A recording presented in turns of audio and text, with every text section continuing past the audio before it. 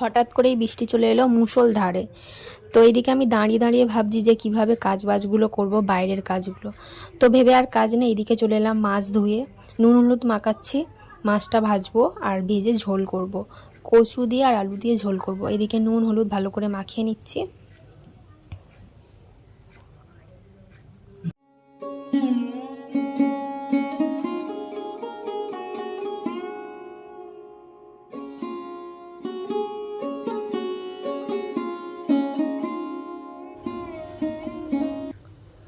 তো এদিকে নুন হলুদ মাখানো হয়ে গেছে, এবারে দেখাই যে আজকে কি করব। দাঁড়াও,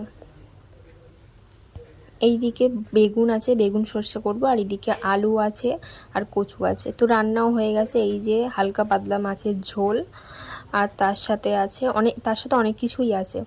তো এইদিকে আছে বাঁধাকপির চচ্চড়ি, এইগুলো আমি করিনি, এগুলো দিয়েছে। আর এই দিকে আছে মাংস, কালকের মাংস মানে বাসি। আর এদিকে আছে ডাল অল্প, সকালে খেয়েছিলাম, আর এই একটু আছে। আর এইদিকে আছে মাছের ঝাল। আর তোমাদেরকে দেখাই বেগুন সর্ষেটা কেমন হয়েছে। এই হচ্ছে বেগুন সর্ষে।